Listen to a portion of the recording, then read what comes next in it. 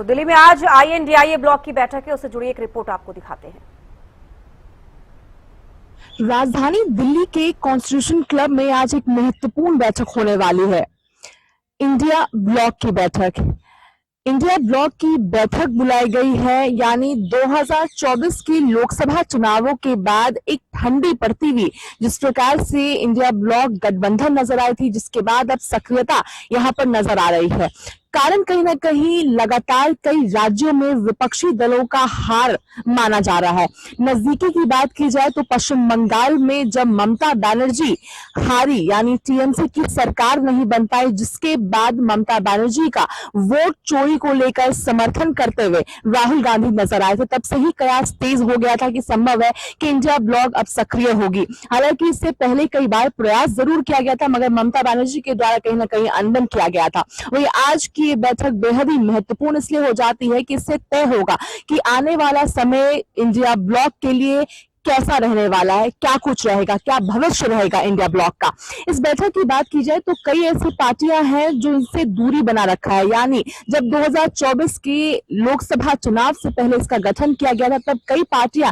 इनके साथ थी, मगर अब कई नई पार्टियां जुड़ी हैं, मगर कई पुरानी पार्टियों ने साथ छोड़ा भी है। जैसे जेडीयू जब एनडीए में शामिल हुआ, जिसके बाद इंडिया ब्लॉक से दूरी हो चुकी है। इसके अलावा आम आदमी पार्टी की बात की जाए, दिल्ली में विधानसभा चुनाव में आम आदमी पार्टी और दिल्ली में कांग्रेस जिस प्रकार से अलग अलग चुनाव लड़े थे, तो वहां से टफ शुरू हुआ, जिसके बाद डिफरेंसेस भी हो गए। और अब आज की पार्टी की बात की जाए, आज की बैठक की बात की जाए, तो आज इस बैठक में आम आदमी पार्टी शामिल नहीं रहेगा। इसके अलावा डीएमके की बात की जाए, हाल ही में हुआ तमिलनाडु में चुनाव, जिसमें कांग्रेस ने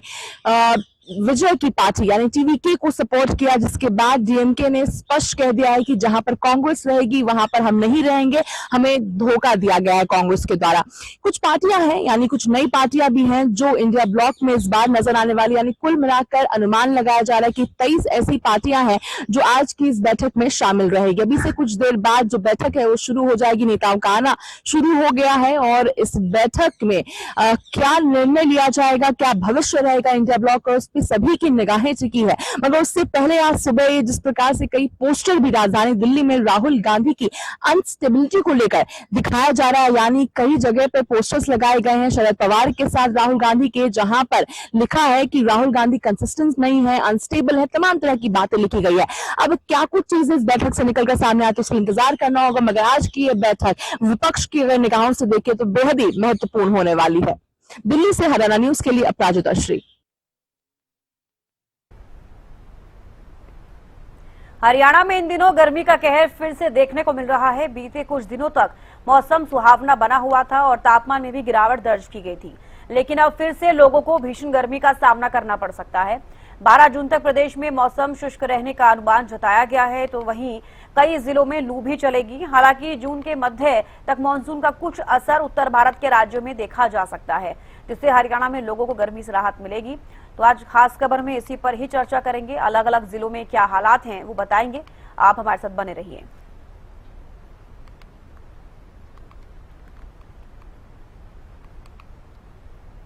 तो कई जिलों में लू का भी अलर्ट जारी किया गया है। हालांकि आपको बता दें कि 11 जून के बाद से एक बार फिर मौसम बदलने के आसार हैं, लेकिन आज से 11 जून तक आप देखेंगे कि भीषण गर्मी का प्रकोप हरियाणा में देखने को मिलेगा। और हीटवेव को लेकर कहा जा रहा था कि अब हीटवेव आगे नहीं देखने को मिलेगी, क्योंकि पश्चिमी विक्षोभ सक्रिय है। हालांकि वो बीच में रुका, उसके बाद प्री मानसून को लेकर भी आईएमडी द्वारा जारी की गई जानकारी इसकी दी गई। इसके बाद मानसून की एंट्री को लेकर बात की गई, लेकिन अब एक बार फिर से इन 3 से 4 दिनों के अंदर गर्मी झेलनी पड़ सकती है हरियाणा में, क्योंकि अब अगर हम तापमान की बात करें अलग अलग जिलों की, तो 40 के पार तापमान अब देखा जा रहा है। और इस बीच गर्मी, भीषण गर्मी कहा जाएगा कि पड़ती हुई नजर आ रही है और लोग एक बार फिर से इस गर्मी को झेलने के लिए मजबूर हो गए हैं। तो 12 जून तक मौसम शुष्क रहने की संभावना।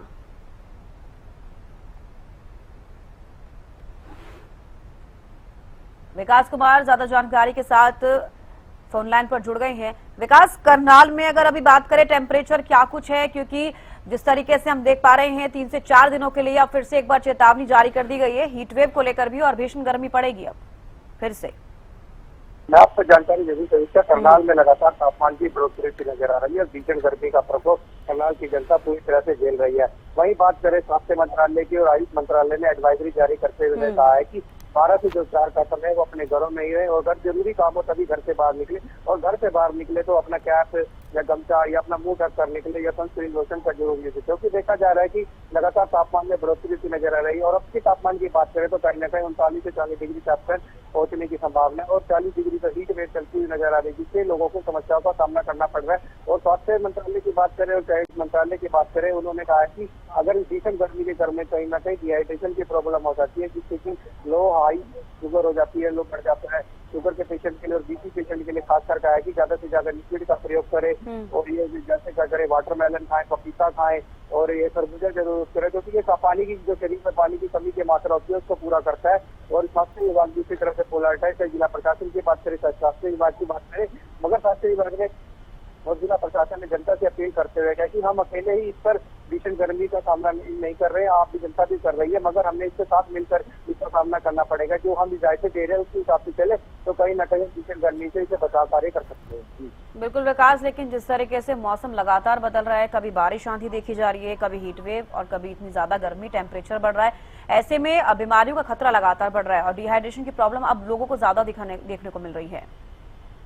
हाँ बिल्कुल, तापमान की जैसे जैसे तापमान बढ़ रहा है उसी तरह से डिहाइड्रेशन की प्रॉब्लम ज्यादा बढ़ रही है। ज्यादातर खासकर बात करें तो कहीं ना कहीं इसकी वजह से बीपी हाई लो शुगर हो जाता है, कहीं ना कहीं इसके चलते कहीं ना कहीं लोगों को बुखार का समस्या का भी सामना करना पड़ रहा है। क्योंकि ओपीडी संख्या की बात करें तो कहीं ना कहीं ओपीडी की संख्या भी लगातार बढ़ रही है, क्योंकि हमने पिछले दिनों भी दिखाया था, डॉक्टर से बातचीत भी करी थी, सीएमओ से बातचीत करी तो उन्होंने कहा कि भीषण गर्मी से कहीं ना कहीं जो पानी की कमी होती है शरीर की मात्रा कम कर देती है, क्योंकि तापमान में लगातार बढ़ोतरी होती नजर आ रही है, जिसके चलते तापमान 42 डिग्री तक पहुंच, क्योंकि 2-3 दिन पहले देखा गया था तापमान 42 डिग्री तक पहुंच गया था, जो भीषण गर्मी का कहर होता है। जिसके चलते पहले एक हफ्ता पहले बारिश हुई, मगर मानसून के चलते कहीं ना कहीं पश्चिमी विक्षोभ सक्रिय तो होगा, मगर आईएमडी का कहना है कि जो पश्चिमी विक्षोभ होगा 16 जून के बाद सक्रिय होगा, जिससे कि करनाल की जनता को राहत मिलेगी और हरियाणा की जनता को भी राहत मिल सकती है। और बिल्कुल विकास, जो 11 जून के बाद कहा जा रहा है मौसम एक बार फिर से बदलेगा, लोगों को राहत मिलेगी, बारिश आंधी को लेकर अलर्ट जारी किया गया है, तो क्या फिर इसको पश्चिमी विक्षोभ एक बार फिर से सक्रिय होगा या फिर प्री मानसून को लेकर ये जानकारी सामने आ रही है? और बिल्कुल आईएमडी की जगह पर सच निर्देश जारी किए गए हैं, क्योंकि देखा गया है कि पिछले दिनों बारिश देखी गई, जिसके चलते करनाल की जनता को राहत मिले, मगर फिर भी एक एडवाइजरी जारी की है कि आज भी मौसम विभाग के द्वारा क्या है कि कम से कम 4 बजे के बाद फिर हल्का बूंदाबांदी होने की संभावना है, 20 से 30% बूंदाबांदी होगी, फिर करनाल की जनता को एक बार राहत मिलती हुई नजर आएगी। मगर आईएमडी का कहना है कि जो आने वाले दिन है 16 तक कहीं ना कहीं जो पश्चिमी विक्षोभ पूरी तरह से सक्रिय होगा और मानसून सक्रिय होगा, जिससे कि भीषण गर्मी से कहीं ना कहीं करनाल की जनता को और हरियाणा वासियों को, अन्य राज्यों की बात करें तो जब तक मानसून सक्रिय नहीं होगा तब तक भीषण गर्मी का प्रकोप करनाल जनता को झेलना ही पड़ेगा।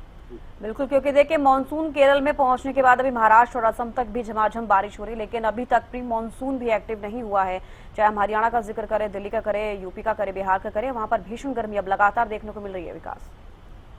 हाँ बिल्कुल, लगातार अन्य राज्यों की बात करें, उत्तराखंड की बात करें, तो पहाड़ी इलाका है, मगर फिर भी मौसम बदलता तो है रात के समय, मगर सुबह के समय देखने को मिलता है कि जो 7 बजे के आसपास इतनी तेज धूप हो जाती है, कहीं ना कहीं निकलना बहुत मुश्किल हो जाता है, जिसके चलते पूरी तरह से अलर्ट जारी है। लगातार स्वास्थ्य विभाग की बात करें, चाहे मंत्रालय की, आयुष विभाग की बात करें, जिला प्रशासन की बात करें, उन्होंने भी तहसीलों पर भी प्याव के निरीक्षण किए गए हैं और लगातार करनाल पुलिस की द्वारा एक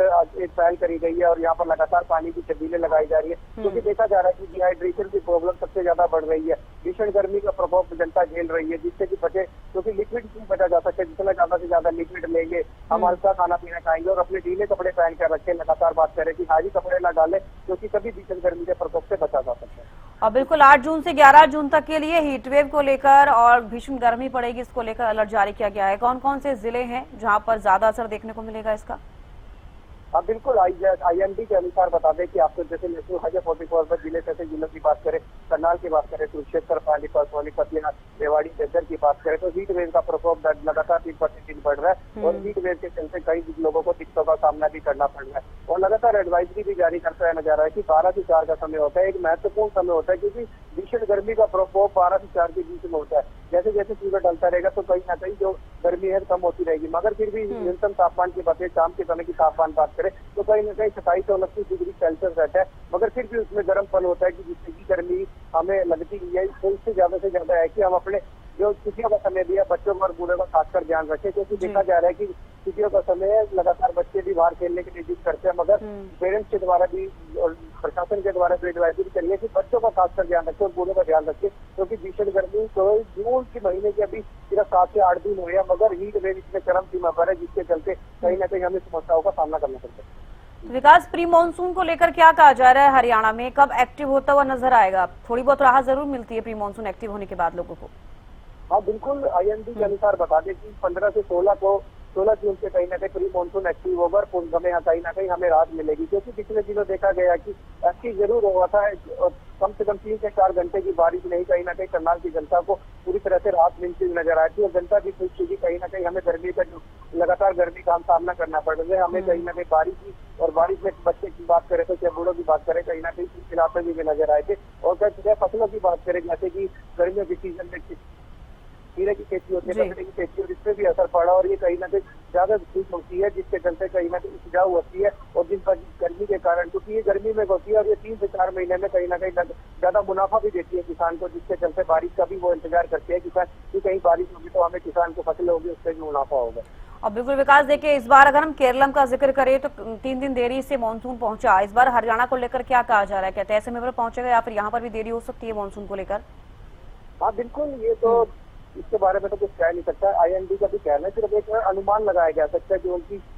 जिससे देखते हैं मशीनों के द्वारा जांचते हैं कि मानसून में कहीं ना कहीं देरी हो सकती है, क्योंकि देखा जाएगा केरला में जिस समय पे मानसून आना था अब लगभग 3 दिन। तो बिल्कुल देखिए, अब देखना होगा विकास कि आगे और कितनी गर्मी झेलने के लिए लोग मजबूर होंगे।